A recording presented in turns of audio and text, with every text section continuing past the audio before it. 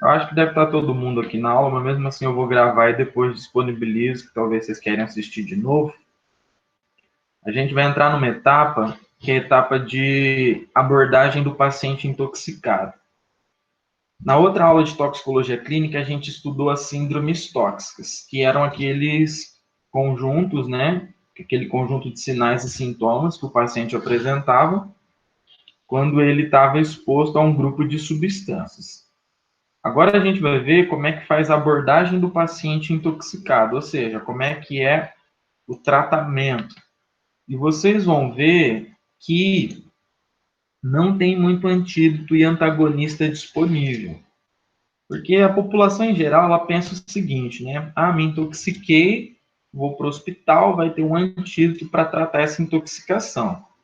E, na verdade, não é assim que acontece, né? Por quê? Porque a gente tem um número bastante limitado de antídotos e antagonistas farmacológicos. A gente vai ver nessa aula de abordagem que, na maioria das vezes, o tratamento vai ser um tratamento geral, um tratamento sintomático e de suporte, e nós vamos ali estabelecer algumas medidas de suporte, mas medidas também de descontaminação, seja para diminuir a absorção do toxicante, ou para eliminar ele mais rapidamente, ou para deixar aquele paciente mais resistente, tá? Então, é isso que a gente vai discutir. A gente não vai ficar aqui detalhando o efeito tóxico de substâncias, mas a gente vai discutir, no geral, quais são as formas de tratar um paciente intoxicado, porque a gente sabe que existem milhares de substâncias tóxicas, então não tem como ficar discutindo uma a uma. O objetivo dessa aula para vocês é estabelecer um raciocínio toxicológico, ou seja, é aprender a pensar quando vocês se depararem com um quadro de intoxicação, e daí pensar em possíveis alternativas que nós temos ali, beleza? Então, vou projetar os slides aqui. Vocês podem ir mandando as dúvidas pelo chat ou ativando o microfone no decorrer da aula, que daí, quando vai sobrando um tempinho aqui, eu vou dando uma olhada no chat para fazer, então, a explicação com vocês, tá? Projetou os slides certinho aí? Tá todo mundo vendo? A gente já começa, tá? Bom, então nessa aula de abordagem, a gente vai basicamente discutir como é que trata o paciente intoxicado.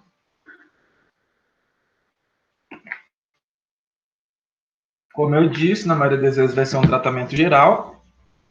E quando a gente atende um paciente intoxicado, aquela primeira avaliação clínica que nós fazemos é a mesma avaliação clínica para qualquer caso de urgência, para qualquer caso de emergência médica.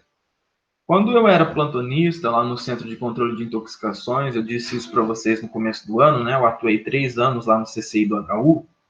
Muitas vezes o profissional de saúde que ligava pedindo informação, ele tinha pressa para que você passasse o protocolo de atendimento, ou seja, para que você falasse o que tem que ser feito com aquele paciente, e muitas vezes ele estava até meio desesperado. Só que a gente tinha lá uma forma de atender que era a seguinte: a gente levantava os dados a respeito daquele quadro de intoxicação, né? Pegava os dados que eram relevantes e pedia para esse profissional de saúde retornar a ligação depois de 15 minutos, que era o tempo que você tinha para fazer um levantamento bibliográfico e para criar uma abordagem específica para aquele caso de intoxicação. E a gente via que muitas vezes, né, o médico que estava do outro lado, ou o enfermeiro, ou outro profissional de saúde que estava pedindo essa informação, às vezes ficava pensando assim, tá, mas 15 minutos, né, muito tempo, o paciente vai morrer, né? Na verdade, pessoal, a avaliação inicial do paciente, ela não está relacionada necessariamente com o quadro de intoxicação. Essa avaliação clínica inicial é uma avaliação geral. Então, o médico, o profissional de saúde que está em contato, tem que saber fazer a abordagem inicial, que não é um tratamento específico da intoxicação. Não é por causa daqueles 15 minutos para a gente poder passar a informação, o protocolo de atendimento para o caso específico, que o paciente vai vir a óbito, tá? Então, essa avaliação inicial, ela compreende você observar se aquele paciente tem algum risco iminente de morte E para isso, o que, que você faz? Você vai fazer um exame físico rápido. Talvez você já tenha observado como, por exemplo, o atendente do SEAT, do SAMU, chega lá num acidente e ele não chega todo desesperado, mas ele vai lá com calma e faz um exame físico rápido, só que rigoroso. Para quê? Para avaliar inicialmente as condições respiratórias, as condições circulatórias, as condições neurológicas desse paciente, para daí sim utilizar de medidas de estabilização e reanimação, se for o caso. Então, isso não é tratamento específico de intoxicação. Ele tem que olhar lá via aérea, se tem alguma coisa obstruindo e fazer desobstrução. Se vai precisar fornecer oxigênio, fazer uma ventilação mecânica, entubando esse paciente, isso é medida de estabilização, é medida de suporte. Ele vai avaliar a pressão arterial, perfusão de tecidos, para avaliar como é que está a circulação desse paciente. E no caso, por exemplo, dele ter uma convulsão, até pode administrar um diazepam, né, que é um anticonvulsivante, mas isso não é um tratamento específico da intoxicação. São medidas que você toma para estabilizar o paciente. Então, essa abordagem inicial, esse tratamento inicial é o mesmo para qualquer urgência médica, incluindo as urgências toxicológicas. Então, não é isso daqui que você vai ficar orientando para o tratamento específico da intoxicação. O que a gente orienta é a utilização de antídotos, antagonistas, medidas que visam diminuir a absorção, aumentar a eliminação ou tornar o paciente mais resistente àquele caso de intoxicação através ali da utilização de antagonistas farmacológicos, ok? Então, esse tratamento inicial é um tratamento geral que tem que ser feito para qualquer paciente que está ali num caso grave, seja de intoxicação ou não. A partir disso, você vai estabelecer a anamnese. Às vezes você não consegue fazer porque o paciente está desacordado, não tem um acompanhante que vai poder te falar a história, trazer algum dado. Então, muitas vezes você não vai ter todos os dados que seriam importantes para tentar elucidar aquele caso. Quais seriam esses dados que são relevantes e que, se você tivesse esses dados, seria interessante, né, para ajudar no diagnóstico, auxiliar no tratamento? Primeiro, os dados do paciente: idade, sexo, peso, raça, porque isso daqui vai dar uma ideia para a gente, por exemplo, né, da gravidade daquela intoxicação. Vamos supor que é uma criança. Será que o efeito é o mesmo com aquela dose do que se fosse um adulto?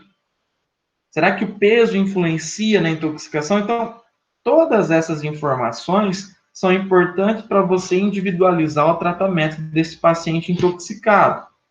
Outra coisa que é importante é o tempo decorrido da exposição, seja por uma ingestão, seja por uma inalação, ou seja mesmo através de um contato com a pele. Por que é importante você conhecer esse tempo decorrido da exposição? Porque você vai observar aqueles sinais e sintomas que o paciente está apresentando e vai correlacionar com a toxicocinética e com a toxicodinâmica do provável agente tóxico envolvido. E muitas vezes, ao fazer essa correlação, você vai ver que tem coisa que não está batendo ali na história. Às vezes a pessoa ela diz que ingeriu uma quantidade de medicamento, por exemplo, numa tentativa de suicídio, mas ingeriu menos. Ou ela fala que ingeriu menos e ingeriu mais. Com base nos sinais e dos sintomas, né, na clínica do paciente, você consegue perceber se ela está mentindo ou não. Por quê? Porque você conhece a toxicocinética daquela substância e sabe que era para ele estar apresentando os sintomas X, Y e Z. Mas se ele não está apresentando, tem coisa que não está batendo aí.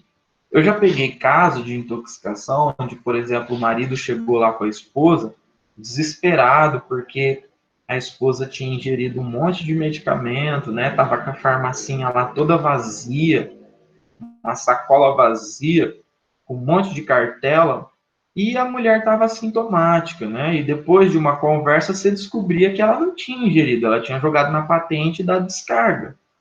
Então, às vezes, isso acontece, você tem que tentar extrair a informação, porque o sintoma não está batendo com a história.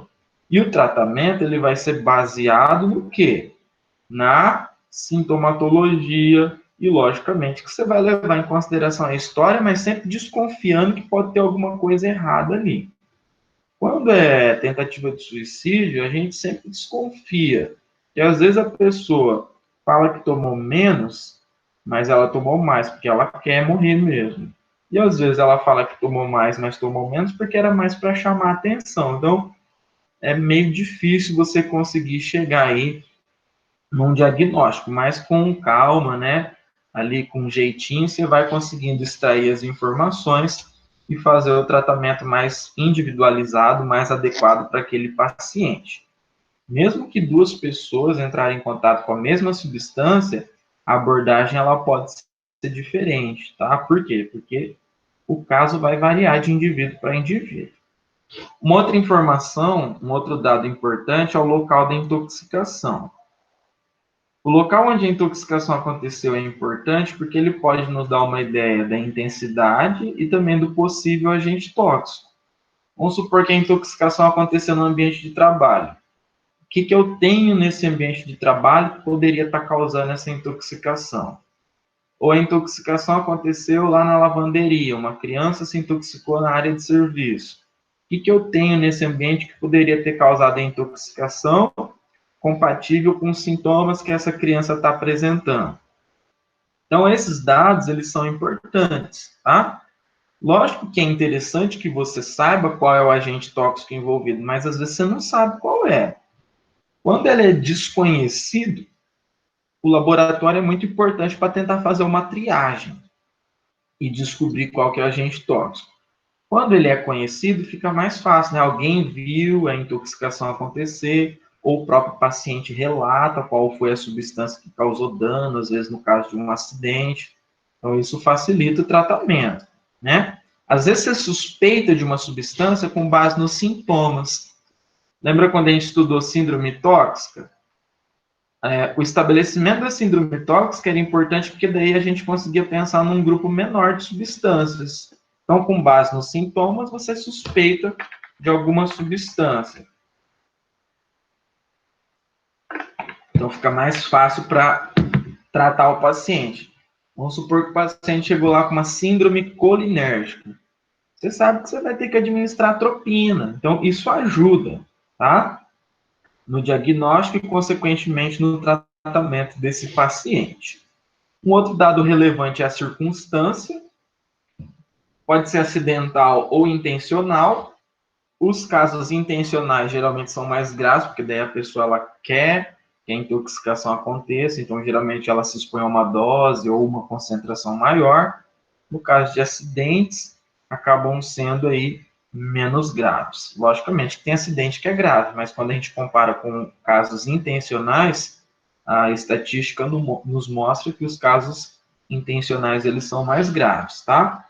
Saber como a intoxicação ocorreu também é importante. Então, tudo isso vai fornecendo dados e com base nesses dados é que você vai fazer um levantamento bibliográfico, você vai pensar em qual vai ser a abordagem para esse paciente intoxicado, ok? Então, essa etapa de anamnese aí é uma etapa bastante importante.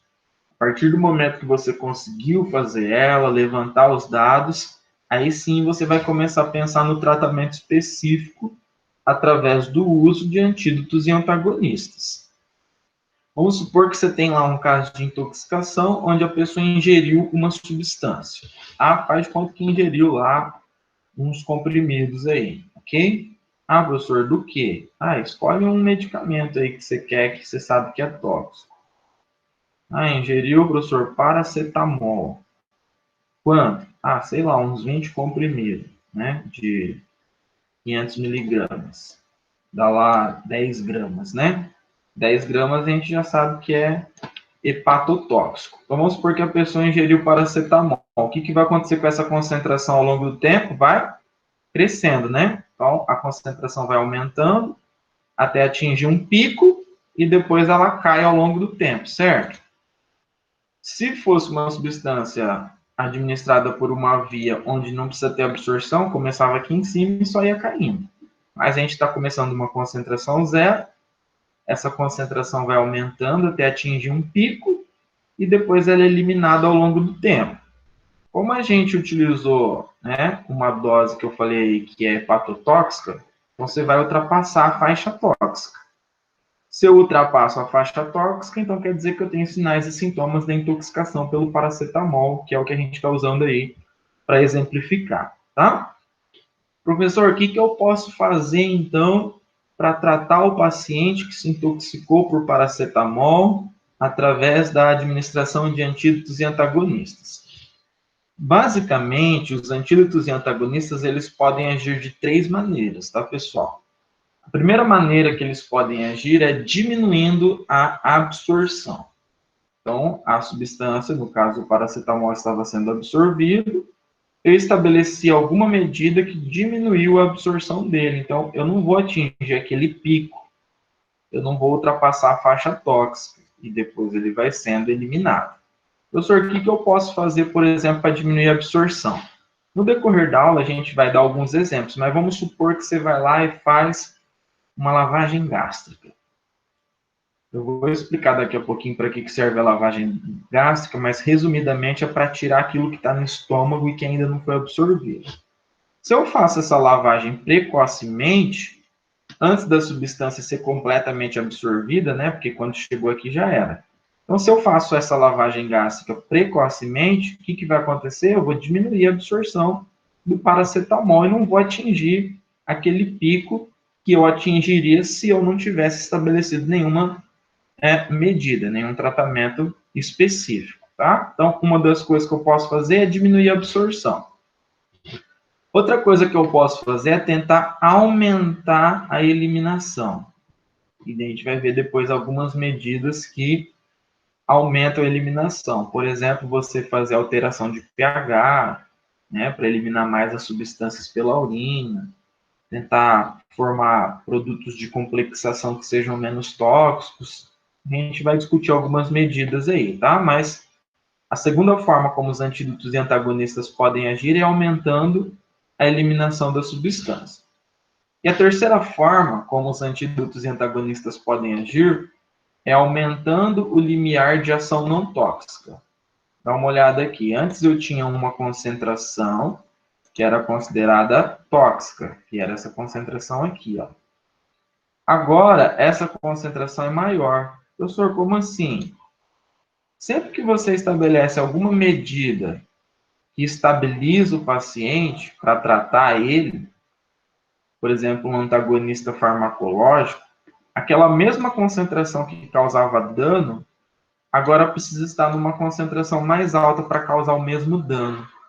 Por quê? Porque você está tornando o paciente mais resistente. Então, por exemplo, eu vou administrar aqui para esse paciente que se intoxicou por paracetamol N-acetilcisteína, que é um antídoto utilizado na intoxicação aí.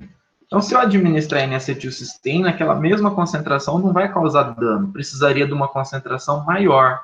Por quê? Porque eu estou tornando aquele paciente mais resistente.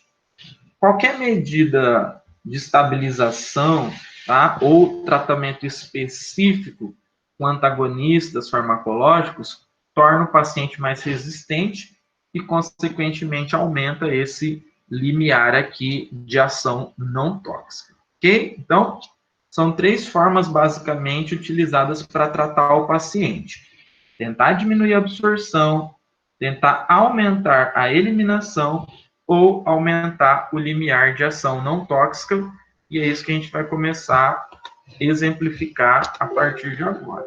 Beleza? Dúvidas até aqui? Tranquilo?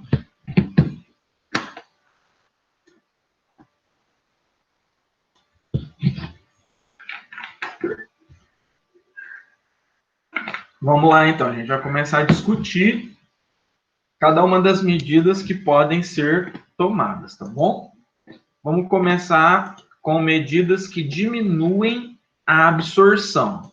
Lembra que a gente falou que a primeira medida ela pode fazer o quê? Diminuir a absorção. É isso daqui, ó, diminuir o aclive.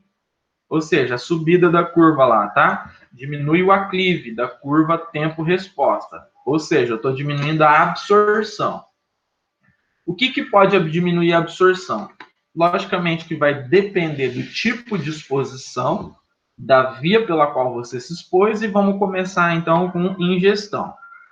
No caso que eu estava citando ali, né, o paciente ele tinha ingerido paracetamol.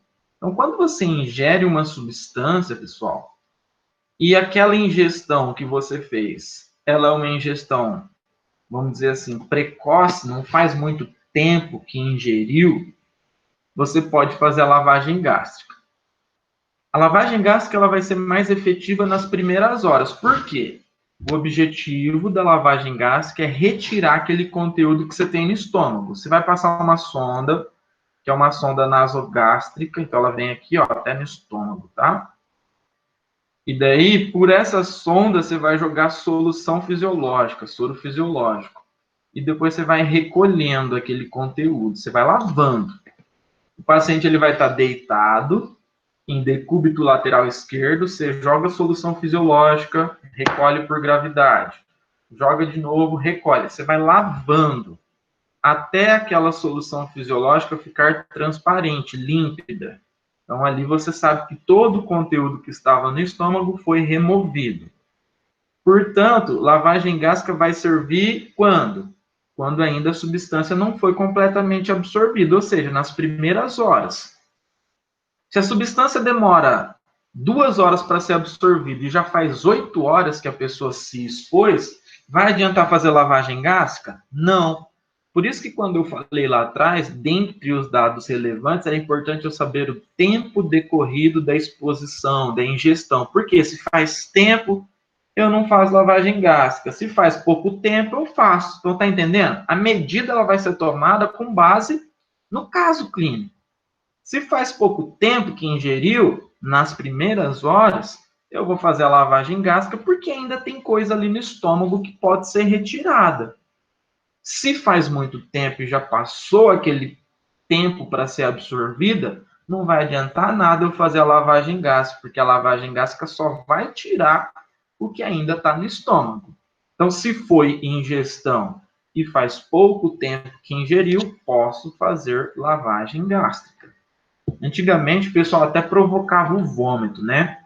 Provocar êmese não é mais indicado, já faz um tempinho aí, ó, desde 1997. Por que a gente não provoca o vômito? Porque tem um risco de broncoaspiração. Aquele conteúdo ele pode ir para o pulmão, e isso pode, então, agravar ainda mais o caso de intoxicação, tá bom? Então, não provoca vômito. Hoje em dia, essa medida ela não é mais recomendada. O que você vai fazer? Você vai fazer a lavagem gástrica. Professor, sempre que alguém ingeriu alguma substância, eu vou fazer lavagem gástrica? Não, né, pessoal? Tem contraindicações, tá? Coloquei algumas aqui para vocês. Primeiro, se o paciente estiver em coma, você não vai passar sonda, tá? Ok? Se a pessoa ingeriu substância cáustica, você também não vai passar a sonda. Professor, por que não? Pensa comigo, ó. A substância cáustica é uma substância corrosiva. Vamos supor que você ingeriu soda, né? Hidróxido de potássio, soda cáustica. O que você acha que vai acontecer ao longo do trato aqui? Vai ter corrosão, vai ter lesão de mucosa. Se você tenta passar a sonda, e a sonda você tem que tentar passar ela do maior calibre possível, a hora que você passa a sonda, tem o risco de você perfurar o esôfago. Por quê? Porque aquela mucosa, ela está toda comprometida, ela está toda lesionada. Então, se você ingeriu o ácido base, né, se a intoxicação foi por esse tipo de substância cáustica, você não vai fazer lavagem gástrica, porque senão pode lesionar, ok? Se a pessoa tem obstrução nasal ou fez uma cirurgia de esôfago recentemente, você também não vai fazer. Então, existem algumas contraindicações para poder fazer a lavagem gástrica. E também, se faz muito tempo que a pessoa ingeriu e você sabe que a substância já foi completamente absorvida, você também não vai fazer lavagem gástrica, tá?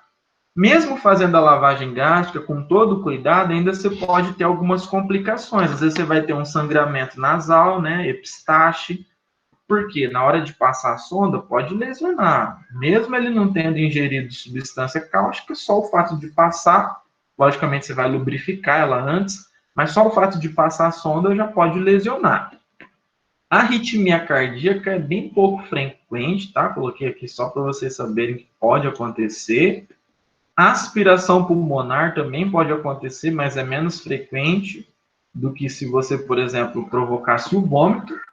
E posicionamento indevido na traqueia. Quando você está passando a sonda, você tem que pedir para o paciente fazer movimento de deglutição, porque senão pode entrar no buraco errado, vai para a traqueia, tá? Então, são alguns cuidados que precisam ser tomados quando você faz a lavagem gástrica. Mas se você faz ela com cuidado, precocemente, é uma medida bastante importante para retirar aquele conteúdo que ainda está no estômago e que não foi absorvido, ok? Então, algumas considerações acerca dessa medida aí, que é bastante utilizada, lavagem gástrica, tá? Outra coisa que a gente pode fazer, mas aí tem que tomar cuidado, tá? Quando a pessoa ingere substâncias tóxicas, também para diminuir a absorção, são medidas de neutralização. Dessas medidas de neutralização que eu coloquei aqui para vocês, o que é mais feito, tá? E o que tem menos risco é isso daqui, ó, formação de macromoléculas. Utilização de demucentes. O que é um demucente? Um demucente é um protetor de mucosa. Você pode fazer uma solução de albumina, misturando ali clara de ovo em água, mas o que mais é feito no meio hospitalar ou é utilizar o azeite de oliva ou o gel de hidróxido de alumínio, que são demucentes, que são protetores de mucosa. Então, eles vão formar uma película, uma barreira, que tanto pode impedir a absorção, quanto também ajuda a melhorar as características, tirar a ardência, tá? Vai deixar ali a mucosa protegida, ok? Então, isso daqui é bastante utilizado. Formação de macromoléculas. Neutralização química, pessoal, é um negócio que você não vai tentar fazer. Talvez, né, a gente pensando nisso, fala assim, não, professor, mas por que não vai neutralizar, né?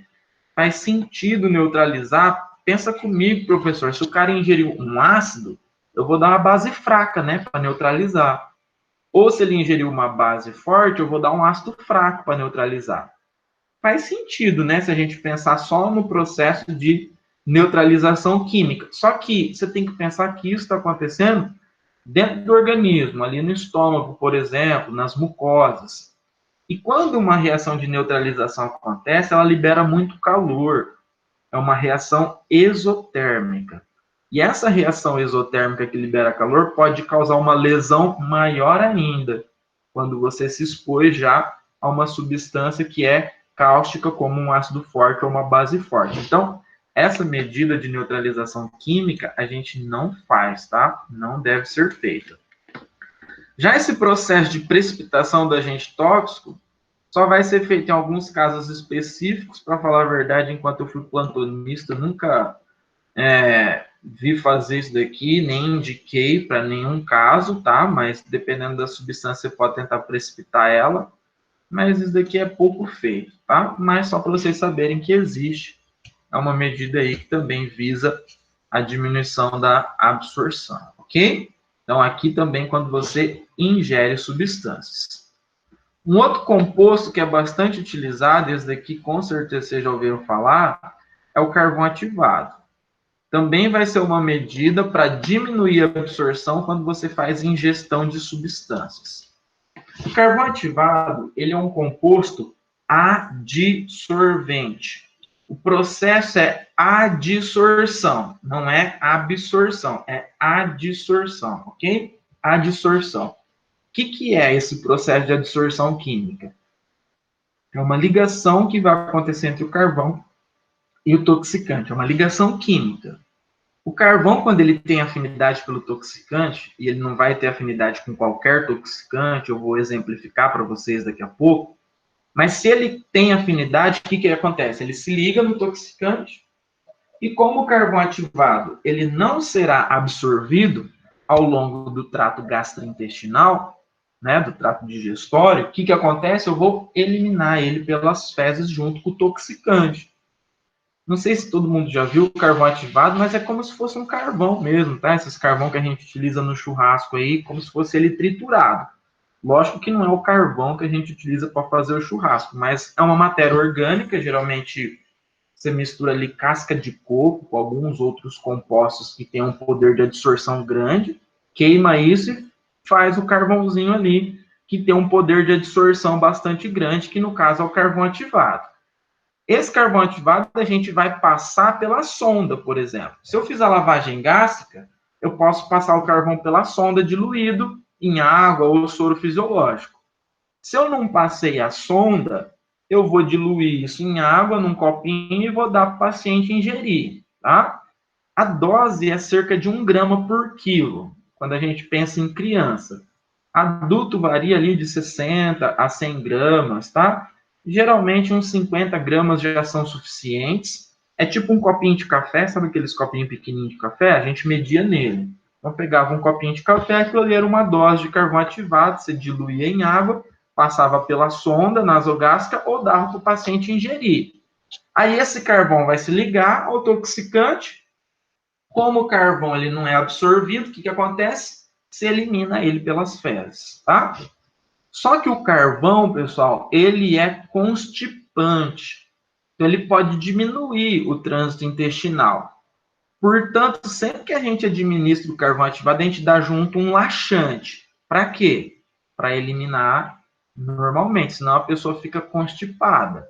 Às vezes você vai fazer até dose seriada, ou seja, doses repetidas de carvão, até 3 doses a cada 8 horas, dependendo do caso, tá? Por quê? Porque pode ser que a substância que está causando a intoxicação tenha, por exemplo, um ciclo enterohepático. Então, ela pode ser eliminada no intestino e ser reabsorvida. Então, para impedir essa reabsorção, a gente dá dose repetida de carvão ativado, ok? Então, carvão ativado é um composto que também serve para quê? Para diminuir a absorção. Não só daquilo que está no estômago, mas tudo que está ao longo do trato gastrointestinal e que ele entrou em contato, ele pode adsorver ali, beleza? Agora tem um composto que também é adsorvente, que é chamado de terra de Fuller, tá? Tá aqui, ó, terra de Fuller, que vai ser utilizado num caso específico de intoxicação, que é o caso de intoxicação por paraquat. O paraquat, ele é um praguicida, ele é um herbicida bipiridílico. Quando a gente for estudar agrotóxicos, tá? A gente vai estudar agrotóxicos numa aula lá, eu vou explicar para vocês como é que funciona esse herbicida, mas ele é altamente tóxico. Como o carvão ativado ele não é tão efetivo para o paraquat, assim como a terra de Fuller, que é tipo uma argila, se você tiver terra de Fuller, é preferível administrar ela. Por quê? Porque daí vai ser melhor a sobrevida. E nos casos de intoxicação por paraquat, geralmente o paciente vem a óbito, infelizmente. Então, se você tem terra de Fuller, que absorve melhor, é preferível utilizar ela. Mas ambos os compostos eles agem pelo mesmo mecanismo, eles são adsorventes, eles vão se ligar quimicamente à substância e depois essa substância ela vai ser eliminada, ela não vai sofrer absorção, ok? Ou seja, também diminui o aclive lá da curva tempo-resposta. Assim como lavagem gástrica também tem contraindicação para o uso de carvão. Então, recém-nascido, paciente debilitado, substâncias voláteis como solventes orgânicos, aí você não vai fazer carvão. Se a pessoa fez cirurgia abdominal recente, ou tem alguma oclusão ou obstrução intestinal, você não vai fazer, tá? Se a pessoa ingeriu substância cáustica, eu falei lá atrás que não ia fazer lavagem gástrica e também não vai fazer carvão. Por quê? Primeiro, porque o carvão não adsorve substância cáustica e segundo, quando você ingere substância cáustica, você vai ter que avaliar o dano que aconteceu através de uma endoscopia. E se você tiver dado carvão, o carvão atrapalha a visualização quando vai fazer a endoscopia. Então, além de não absorver, vai atrapalhar ainda o exame que tem que ser feito para avaliar a extensão da lesão ali, no caso da lesão causada por substâncias que são cáusticas. Outra contraindicação de carvão é se o antídoto que você vai usar naquele paciente for administrado por via oral. Lembra do caso que eu exemplifiquei lá no começo da aula, intoxicação por paracetamol? Dependendo da concentração que a pessoa vai ter de paracetamol no sangue, você vai ter que utilizar o antídoto, que é a N-acetilcisteína, tá? Essa N-acetilcisteína, ela pode ser administrada por via oral. Se você vai administrar N-acetilcisteína, você não vai dar o carvão. Por quê? Porque senão o carvão ele vai se ligar no antídoto e vai impedir a absorção do antídoto. Então, sempre que você tem um antídoto que vai ser administrado por via oral, você tem que considerar se vai ou não fazer o carvão ativado. Se for fazer o antídoto por via oral, não faz o carvão ativado. Se não for fazer o antídoto por via oral, e aquela substância é absorvida pelo carvão, aí você faz, beleza? Coloquei aqui alguns efeitos adversos, como vômito, constipação. Vômito é menos frequente, tá? Mas constipação é bastante frequente, por isso que tem que fazer o uso de laxante junto, tá? Eu já coloquei os slides para vocês lá no ambiente, então depois olha com calma. Eu coloquei aqui, ó, quais substâncias são bem absorvidas pelo carvão. Então, nesses casos, é indicado fazer carvão. A maioria delas são medicamentos, né, fármacos. Aqui, substâncias que são moderadamente, nesses casos, você também vai fazer carvão ativado. E aqui embaixo, substâncias praticamente não absorvidas. Nesse caso aqui, você não vai fazer carvão, tá? Por quê? Porque se não absorve, não adianta você fazer. Tá vendo exemplos aqui, ó, ácidos e bases, eu tinha citado, tá? Metais não são absorvidos, solventes não são absorvidos, então nesses casos você não vai fazer carvão ativado, ok? Para a maioria das substâncias a gente faz, tá, pessoal? Você tem que conhecer mais as exceções, ou seja, substâncias que não são absorvidas. Medicamentos em geral, você vai fazer. Metal você não vai fazer, substâncias ácidas e básicas você não vai fazer. Aí o resto tem uma exceção ou outra, mas via de regra, o resto vai fazer, ok? Então fica mais fácil aprender dessa forma. Beleza? Bom, todas essas medidas que eu mostrei para vocês eram medidas para diminuir a absorção quando você tinha ingerido uma substância. Mas você pode entrar em contato por outra via. Por exemplo, você pode entrar em contato com a pele. Como é que eu faço para diminuir a absorção pela pele? Lava bem.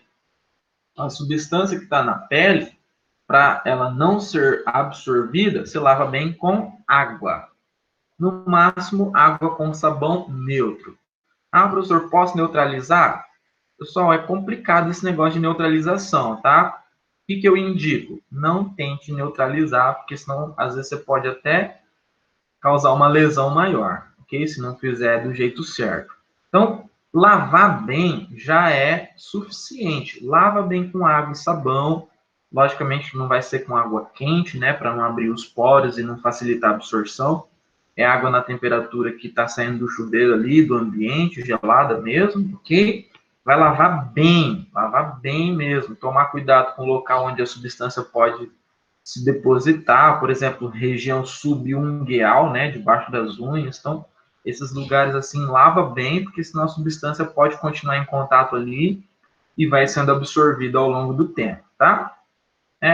Isso daqui é quando acontece acidente, que derramou substância na pele, ou se a pessoa ficou o dia inteiro trabalhando lá, por exemplo, pulverizando um agrotóxico. Então, nesses casos, tem que lavar muito bem para que aquela substância não continue a absorção, ok? Beleza? Se for em contato com os olhos, a mesma coisa, tem que lavar bem com água. Pode lavar com soro fisiológico? Pode também, mas se não tiver o soro fisiológico, lava com bastante água em abundância. A gente diz que tem que ser uma lavagem bem copiosa, né, por bastante tempo, é cerca de 15 minutos lavando. Você não vai colocar anestésico inicialmente, porque senão você pode mascarar o sintoma. que aquele paciente está apresentando, e daí fica mais difícil o diagnóstico. Então, você lava bem, encaminha para o oftalmologista, que vai avaliar se tem lesão ou não, e se vai ser necessário, então, alguma outra medida suplementar, ok? Mas, resumindo, contato com a pele, contato com os olhos, lava bem com água, não tem dó não, lava bastante com água, no máximo aí um sabão neutro também, para remover toda a substância que ainda está em contato com a pele e com os olhos. Por isso que a gente vê, né, lá nos corredores de laboratório, chuveiro de emergência, lava-olhos, que servem, né, basicamente para esses casos aí. Beleza? Então, essas medidas aqui são medidas que a gente utiliza no tratamento da intoxicação para diminuir a absorção de toxicantes, ok? Além disso, a gente também pode estabelecer algumas medidas que influenciam na distribuição do toxicante, para que ele atinja menos o sítio-alvo, o receptor, por exemplo, tá? Dentro disso, a gente pode ter alguns métodos não específicos, como, por exemplo, tentar mudar o pH sanguíneo, para daí deixar a substância mais ou menos ionizada, ok? E existem alguns métodos específicos, onde você tenta ali formar produtos menos tóxicos, ok? Por exemplo, administrando etanol, na intoxicação por metanol, ou mesmo administrando nitrito de sódio ou de amila, no caso da intoxicação por cianeto. Então, são casos específicos onde você tenta formar produtos menos tóxicos para que eles sofram menos de distribuição e, consequentemente, atinjam aí em menor quantidade o sítio-alvo, o órgão-alvo ou o receptor onde essas substâncias elas vão agir, ok? Então, a gente terminou a primeira etapa, que é a parte de diminuição da absorção para que a substância alcance menos o sítio-alvo, ok?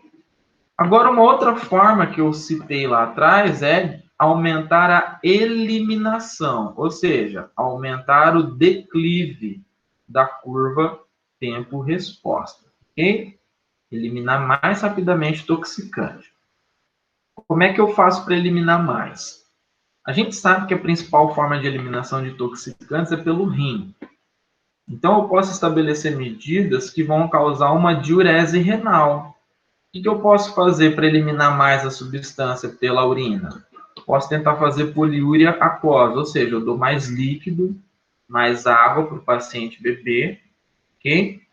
Posso fazer uma diurese osmótica, administrando intravenosamente soluções de manitol e glicose, então isso faz também com que aumente a filtração renal e elimine mais a substância. Ou posso tentar fazer diurese iônica, alterando o pH da urina. Lembra lá quando a gente falou de excreção? Substâncias ácidas são melhor eliminadas na urina básica.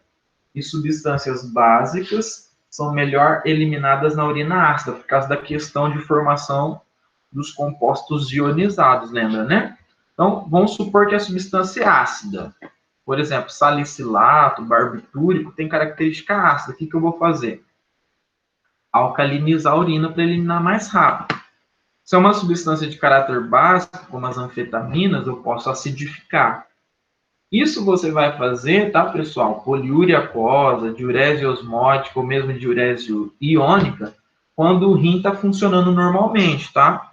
Porque se você estabelece uma medida dessa e o rim não está funcionando, aí você complica a situação. Então, você tem que ter certeza que o cara não tem uma insuficiência renal ou não desenvolveu uma insuficiência renal aguda. Porque se o rim não está funcionando normalmente, para tentar eliminar mais rápido, aí você vai utilizar de medidas de diurese extra-renal. Ok? Por exemplo, uma diálise peritoneal, uma hemodiálise, hemoperfusão, depuração pulmonar, no caso de substâncias que são voláteis, ou mesmo uma transfusão sanguínea, tá? Tudo isso pode ser utilizado quando o rim não está funcionando normalmente. Como a diurese extra-renal é um processo mais agressivo, você não vai ficar fazendo em qualquer caso de intoxicação. Quando é que você vai fazer? Em casos graves, tá? Então, por exemplo, se o cara tem uma insuficiência renal aguda ou está com um quadro clínico grave, Aí você pode tentar fazer depuração extrarenal. Por quê? Porque você está com um nível sanguíneo potencialmente letal do toxicante e você tem que eliminar ele para que o paciente não venha a óbito, tá? Dos casos de intoxicação que eu já peguei, que eu já tratei lá no HU, nenhum deles precisou utilizar dessas medidas. Com outras medidas, a gente conseguiu estabilizar o paciente, mas é um tipo de intervenção mais agressiva, que em determinados casos, né, em casos específicos, pode ser realizada para tentar fazer o quê? Eliminar o toxicante mais rápido quando o rim não está funcionando normalmente. Logicamente que também existem contraindicações. Então, por exemplo, o nível sanguíneo é potencialmente letal, só que existe um antídoto que é eficaz. Aí você vai fazer depuração extrarenal? Não. Se a substância é de baixa toxicidade, você vai fazer depuração extrarenal? Não. Agora, se o toxicante tem toxicidade irreversível ou intoxicação imediata, mesmo o caso sendo grave, não vai adiantar fazer a depuração extrarenal. Então tem que ser avaliado.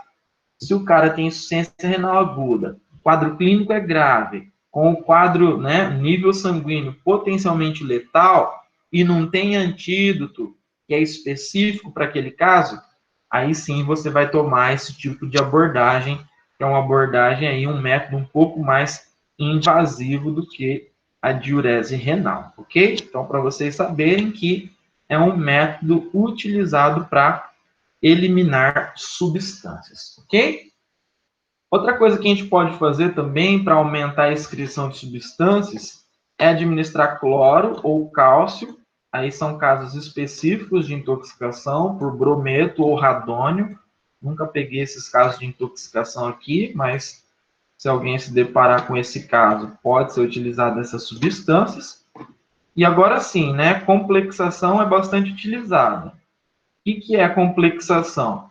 É quando você tem um toxicante, que geralmente é um metal, e que vai ser utilizado um composto quelante. Esse quelante vai lá e se liga, se complexa com o metal.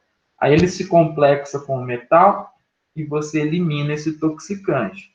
Quando você está intoxicado por chumbo, né, ou mesmo por ferro ou algum outros metais tóxicos, você pode utilizar essas substâncias quelantes, porque elas se ligam no metal e você elimina mais esse metal. É um método de eliminação rápida aí para aumentar o declive da curva tempo-resposta. Okay? Então, eu coloquei os exemplos aqui de Mercaprol, é um quelante, EDTA é um quelante, penicilamina é um quelante, desferoxamina é um quelante, utilizados aí para se ligarem aos metais e aumentar a excreção deles, tá? Então, são exemplos para vocês, beleza? E por último, a gente tem as medidas que elevam o limiar aceitável de toxicidade. Vimos quem diminui a absorção, quem aumenta a excreção, e agora medidas que tornam o paciente mais resistente, ou seja, eu tinha uma faixa de toxicidade, agora eu preciso de uma concentração maior para causar aquele mesmo efeito tóxico, ok? Qualquer medida utilizada para estabilizar o paciente, ou seja, qualquer método não específico que você utilize, como assistência à condição respiratória, correção de distúrbio hidroeletrolítico, tratamento da convulsão, né, hipotensão, tratamento de coma, tratamento de hipertensão, tratamento de vômito, tratamento de insuficiência renal aguda, tudo que você pode pensar que é método não específico, né, não específico para intoxicação, mas que está estabilizando o paciente, eleva o limiar de toxicidade. Então, por exemplo, assistência a condições respiratórias.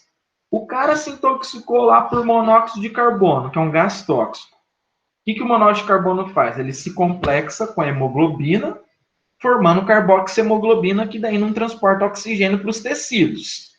O que eu posso fazer nesse caso? Fornecer oxigênio. Por quê? Porque o oxigênio compete com o monóxido de carbono. Aquela mesma quantidade de monóxido de carbono agora está competindo com uma concentração maior de oxigênio. Então, essa mesma quantidade de monóxido de carbono não vai causar o mesmo efeito tóxico, eu precisaria de mais. Por quê? Porque agora eu tenho mais oxigênio disponível competindo com ele.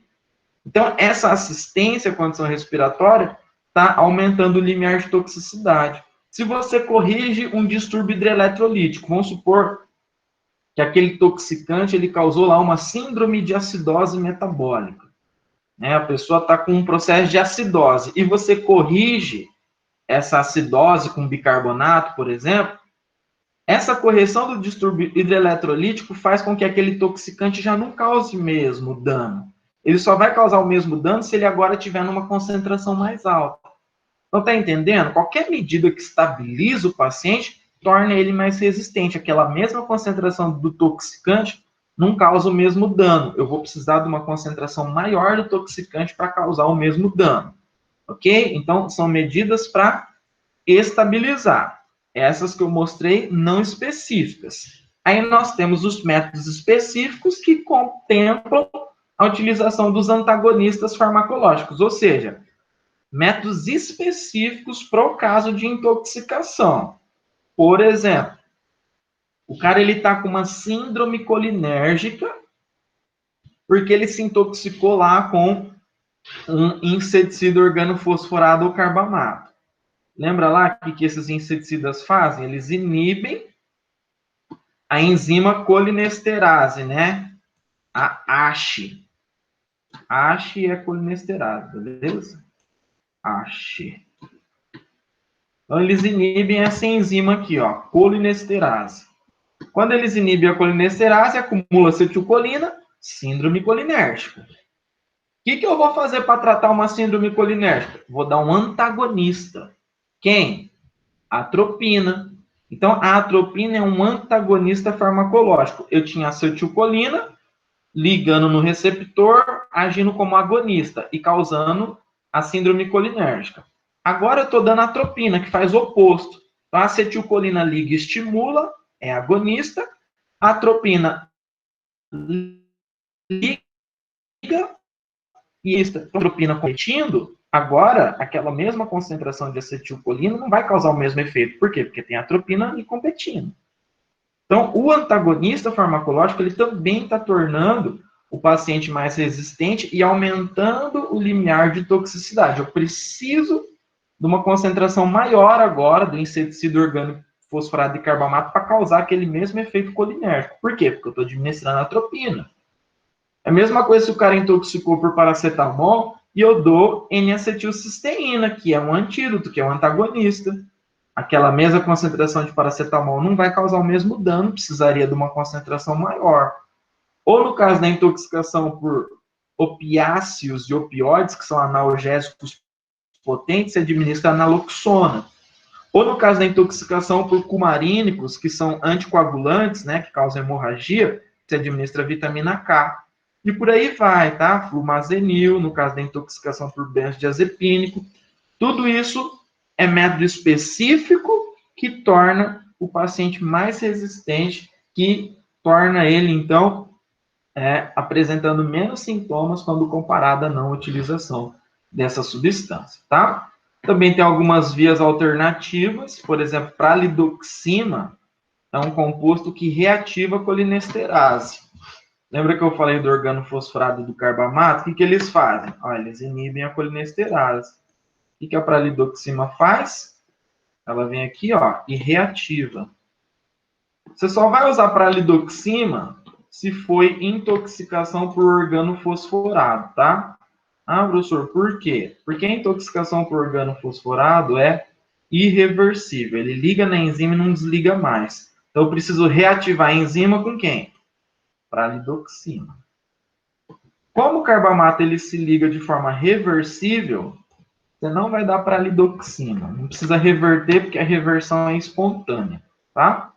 Agora, no caso da intoxicação por organofosforato, você vai dar pralidoxima, que reverte a inibição. Só que só vai ser útil nas primeiras horas, tá? Só vai adiantar fazer pralidoxima nas primeiras horas. Quanto mais precocemente você fizer, mais efetiva vai ser essa medida, tá bom? Azul de metileno é um outro composto que pode ser utilizado também. no caso da intoxicação por agentes metahemoglobinizantes. Teve uma síndrome que a gente estudou lá, síndrome metahemoglobinêmica. Quem que causa síndrome metahemoglobinêmica? Agentes metahemoglobinizantes. Eles transformam hemoglobina em metahemoglobina, que não consegue transportar o oxigênio. Então, você pode administrar azul de metileno, que ele ajuda no processo de reativação. Mas existem exceções, tá? Para utilizar azul de metileno. Nitrito e tiosulfato podem ser utilizados no caso de intoxicação por cianeto, porque eles vão formar compostos menos tóxicos, tá? São medidas que a gente pode utilizar aí para aumentar o limiar aceitável de toxicidade. Além desses métodos específicos, né, esses antagonistas farmacológicos que eu citei aqui para vocês, eu fiz uma tabelinha com mais alguns. Só para vocês terem uma ideia, os que estão aqui na tabela e os que eu citei anteriormente é quase 100%, tá, do arsenal terapêutico que a gente tem de antagonista farmacológico. Ou seja, tem pouco, tá bom? Infelizmente. Então, azul de metileno eu tinha citado, né? É para tratar síndrome metahemoglobinêmica causada por agente metahemoglobinizante. Flumazenil para tratar intoxicação por benzodiazepínico. Vitamina K, intoxicação por cumarínicos, que são anticoagulantes, como a varfarina. Antidigoxina, para tratar intoxicação por digoxina, que é um glicosídeo cardiotônico, né? Tem uma faixa terapêutica bem estreita, é bem tóxica, digoxina. Biperideno, que é para tratar intoxicação por agentes que causam síndrome extrapiramidal. A gente viu síndrome extrapiramidal na última aula também, tá? Esses compostos aqui, ó, haloperidol, metoclopramida, clorpromazina pode causar síndrome extrapiramidal, tá? Protamina, no caso da intoxicação por heparina, ok? Naloxona, no caso da intoxicação por opiáceos e opioides, e N-acetilcisteína, no caso da intoxicação por paracetamol, ok? Então, aqui alguns exemplos de tratamento com antagonistas farmacológicos. Infelizmente, como eu já disse, são poucos que a gente tem, mas é importante conhecer esses daqui, que quando você tiver intoxicação por esses agentes tóxicos, é importante você utilizá-los. Nem todos, tá? Antagonistas farmacológicos vão ser utilizados de imediato. Você tem que avaliar o caso. Então, por exemplo, se é uma síndrome colinérgica, você vai utilizar atropina de imediato. Se é metanol, você vai usar etanol. Se é opioide, você vai usar naloxona. Se é monóxido de carbono, você vai usar oxigênio. Então, nesses casos aqui, imediatamente você vai fazer o uso. Não tem que fazer uma avaliação prévia. Existem outros que você só vai utilizar após a avaliação. Por quê? Vamos supor que se intoxicou por paracetamol. Não é qualquer concentração de paracetamol que é hepatotóxica. Então, você só vai administrar N-acetilcisteína em casos graves de intoxicação por paracetamol. Você só vai administrar pralidoxima se você tiver certeza que a intoxicação foi por organofosforato. Se for por carbamato, você não vai fazer. Você só vai administrar desferoxamina no caso da intoxicação por ferro se a concentração de ferro estiver muito alta. Assim como quelantes, se os metais estiverem em concentração alta. Azul de metileno, dependendo dos níveis de metahemoglobina e com precauções. Então, não é porque existe antídoto, antagonista, que já vai ser utilizado. Muitas vezes você vai ter que fazer uma avaliação inicial para daí sim pensar se usa ou não. Às vezes você vai precisar do apoio do laboratório para fazer uma análise toxicológica e só depois disso fazer a administração desses antídotos e antagonistas, tá? Então, pessoal, resumindo, o tratamento compreende medidas de descontaminação para diminuir a absorção, aumentar a eliminação ou tornar o paciente mais resistente, ok? Aumentando o limiar de toxicidade. Às vezes você vai precisar do laboratório, dando apoio. Nossa próxima aula vai ser sobre toxicologia analítica, a gente vai discutir bastante o papel do laboratório de toxicologia, tá? Por que ele é importante? A gente vai ver lá na aula que é para confirmar diagnóstico, estimar prognóstico, ou mesmo a decisão terapêutica. que tem dúvida, é importante você fazer análise toxicológica. Inclusive, eu fiz aqui um resuminho da abordagem, para você ter uma ideia, né? Por exemplo, se você não sabe se o agente tóxico é aquele, né, não é sugestivo, o caso, você vai fazer exame toxicológico de triagem. Então, aqui o laboratório ajuda bastante. Se o agente tóxico é identificado ou o caso clínico é sugestivo, aí você vai avaliar se precisa ou não fazer a dosagem. Então, o laboratório ele vai ter maior ou menor importância dependendo da intoxicação. No caso, quando o agente tóxico é conhecido e o caso clínico é sugestivo, você vai para medidas de descontaminação, antídoto, aumento de excreção, tratamento sintomático, observação clínica, todas essas medidas que a gente discutiu aí na aula. Se você não sabe qual é o agente tóxico, você vai utilizar de medidas de descontaminação, se for necessário, e vai monitorar e observar aquele paciente até descobrir e fazer um tratamento ali que seja mais específico, tá? Então, quando a gente pensa em tratamento de intoxicação, não tem muito segredo, tá? Logicamente que existem algumas peculiaridades, existe ali o tratamento que é específico, e quando você conhece esse tratamento específico, é importante você realizá-lo, mas é mais importante você conhecer essa abordagem geral, ou seja, quando que eu faço uma coisa ou outra, e por aí vai, ok? Eu espero que vocês tenham entendido como é que é a abordagem. Como eu disse, o objetivo dessa aula é desenvolver um raciocínio toxicológico, não é você aprender qual que é o tratamento para todo tipo de intoxicação, mas você aprender a pensar quando se depara com uma intoxicação. Então, eu espero que a partir disso você consiga ter esse entendimento aí. Se faz lavagem, se não faz, por quê? Então, conseguir pensar nisso. Se faz carvão ou outro composto absorvente, se não faz, por quê? Se tem antídoto antagonista, vai fazer de imediato, tem que fazer uma avaliação prévia. Quais são as medidas gerais utilizadas? Então, o objetivo é que vocês compreendessem esses aspectos aí, tá? Já coloquei lá no ambiente para vocês a atividade da semana, tem que ser entregue até a semana que vem, e já disponibilizei os slides lá também, tá? Depois que eu terminar a gravação e a aula carregar, eu solto para vocês também a gravação da aula. Beleza? Com alguma dúvida, pessoal? Alguma pergunta? Tem dúvida? Ativa o microfone ou manda pelo chat. Se não, boa noite. Até semana que vem. Se ficar com dúvida depois de assistir a aula de novo, semana que vem, no começo da aula, a gente tira as dúvidas também, antes de seguir com o próximo tempo, que vai ser o próximo tema, que vai ser sobre toxicologia analítica. Beleza? Quem tiver dúvida, eu vou deixar o chat aberto aqui. Quem não tem, boa noite.